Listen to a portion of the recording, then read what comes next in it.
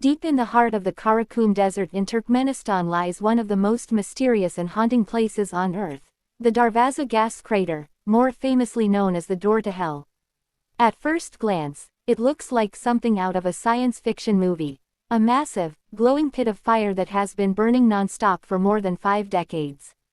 But this is no Hollywood creation, it is real, and it has a chilling backstory.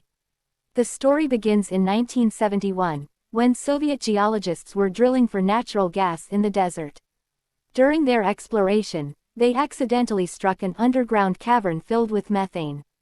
The ground beneath their drilling rig collapsed, creating a massive crater nearly 230 feet wide and 100 feet deep. Almost instantly, poisonous gas began to leak out, threatening to spread across the desert and harm nearby villages. In an attempt to control the disaster, the scientists made a shocking decision. They set the crater on fire, hoping the flames would burn off the dangerous methane within a few days. But days turned into weeks, weeks into months, and months into years. Over 50 years later, the fire is still raging, turning the crater into a living inferno that glows against the desert night sky. Locals gave it the name, the Door to Hell, believing it to be a portal to the underworld. Standing near the edge, you can feel the intense heat, hear the crackling flames, and smell the burning chemicals rising from the pit. At night, the glow can be seen from miles away, making it one of the most surreal sights in the world. Despite its frightening appearance, the crater has become an unusual tourist attraction, drawing adventurers, scientists, and thrill seekers from around the globe. Some say it's a reminder of human mistakes. Others believe it's a symbol of nature's uncontrollable power. Whether you see it as a scientific accident or a supernatural wonder, one thing is certain: the Door to Hell is one of the most mysterious and unforgettable places on our planet. On the opposite side of the world from the infamous Bermuda Triangle lies another stretch of ocean that has baffled sailors, pilots, and scientists for centuries. Known as the Devil's Sea, or the Dragon's Triangle, this mysterious region of the Pacific Ocean near Japan has been linked to countless disappearances, unexplained phenomena, and terrifying legends. Located just off the coast of Japan, between the islands of Miyake and Iwo Jima, the Devil's Sea has long been feared by fishermen and travelers.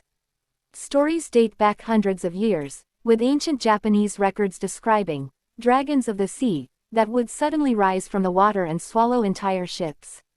Sailors often avoided the area, believing it was cursed or guarded by supernatural forces. But the mystery didn't stay in the past. In the 20th century, reports of strange occurrences began to gain worldwide attention. Ships traveling through the region vanished without a trace, aircraft reported strange compass malfunctions, and in some cases, entire crews were said to disappear while their vessels drifted abandoned. One of the most famous incidents occurred in the 1950s, when a Japanese research vessel named Kyo Maru No. 5 ventured into the Devil's Sea to study the strange activity. Tragically, the ship and all 31 crew members aboard vanished, fueling fears that the region was a maritime graveyard. The Japanese government even declared the area a danger zone for navigation for a time. Scientists have tried to explain these mysteries with logical theories. Some suggest that undersea volcanic activity in the area could cause dangerous waters, sudden eruptions, or massive bubbles of gas that destabilize ships. Others believe unusual magnetic fields could interfere with navigation instruments, leading vessels astray. But despite these explanations, the number of unexplained disappearances and eerie stories has kept the legend alive. Much like its Atlantic cousin, the Bermuda Triangle, the Devil's Sea continues to be a source of fascination and fear. Adventurers who visit describe an uneasy feeling as they sail across its waters, as if the sea itself is hiding secrets. To this day, no one can fully explain what lies beneath the waves of Japan's Devil's Sea. Is it just science, or is there something far more mysterious at play? Hidden in the canals of Xochimilco, just south of Mexico City, lies one of the eeriest and most unsettling places on Earth, La Isla de las Muñecas, or the Island of Dolls. At first glance, it may look like a twisted scene from a horror movie. Hundreds of old, decaying dolls hanging from trees, nailed to wooden posts, are scattered across the ground. Some are missing limbs, others have cracked faces, and many stare with lifeless glass eyes. But this is not a work of art or a Halloween display. It is the legacy of one man and his strange devotion to a haunting story. The legend begins in the 1950s, when a man named Don Julian Santana Barrera left his family and chose to live alone on this small island. According to local stories, Julian discovered the body of a young girl who had drowned in the canal near his island. Soon after, he found a doll floating in the water. Believing the doll belonged to the girl, he hung it on a tree to honor her spirit.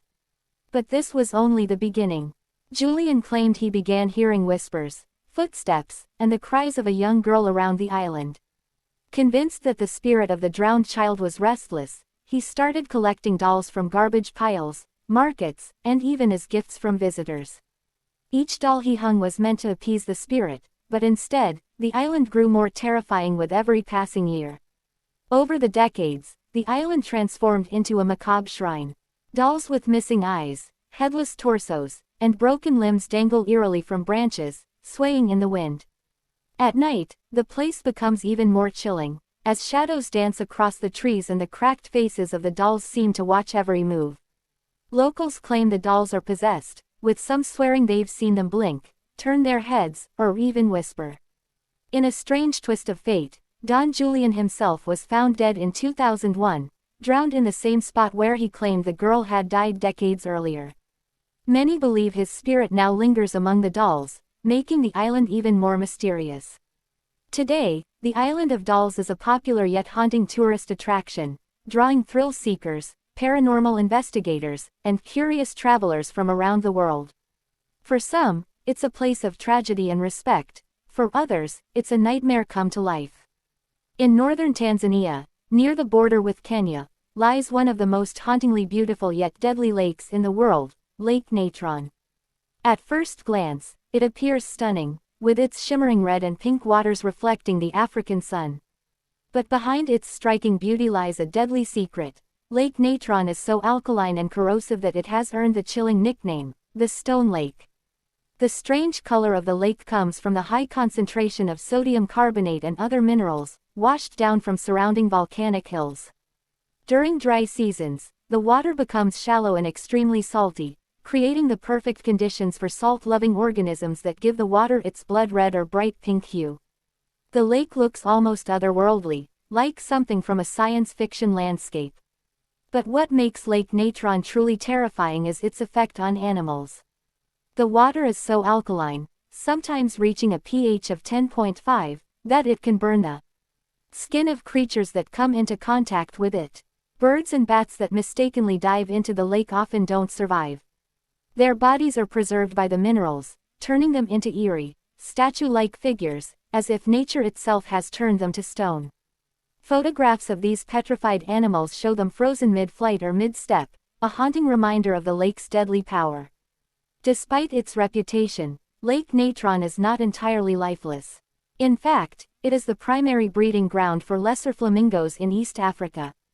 Millions of these bright pink birds gather here, immune to the harsh conditions, building nests on the salty islands in the middle of the lake. It is one of the few safe places where flamingos can breed, as the caustic waters protect them from predators. For scientists, Lake Natron is a natural wonder, offering a glimpse into how extreme environments can shape life. For adventurers, it is both breathtaking and unsettling, a place of stark contrasts where life and death coexist in striking harmony. Standing at its shores, one can't help but feel as though they've stepped into another world, a place where the earth reveals both its beauty and its brutality in the same moment. Lake Natron reminds us of one undeniable truth. Sometimes, the most beautiful places on our planet are also the most dangerous. Beneath the glamorous streets of Paris, far below the Eiffel Tower and the Champs-Élysées, lies a world that few dare to explore, a dark labyrinth known as the Catacombs of Paris. This underground network stretches for more than 200 miles, winding through narrow tunnels and hidden chambers. But what makes it truly unsettling is not its size, but what it holds, the remains of more than 6 million people. The story of the catacombs begins in the late 18th century, when Paris was facing a serious crisis. The city's cemeteries were overflowing, spreading disease and creating unbearable conditions for nearby residents. In 1786, officials made a bold and morbid decision. to move the bodies from overcrowded graveyards into the abandoned limestone quarries beneath the city. Night after night, wagons filled with bones made their way to the underground tunnels, where workers stacked them in carefully arranged patterns along the walls. Skulls and femur bones were piled into haunting designs, creating corridors of death that stretch as far as the eye can see. Over time, the catacombs became more than just a burial ground. They became a place of legend, mystery, and fear. Secret societies held rituals there, revolutionaries met in the shadows, and urban explorers dared to wander its pitch-black corridors. Many who entered without a guide never returned, lost forever in the endless maze.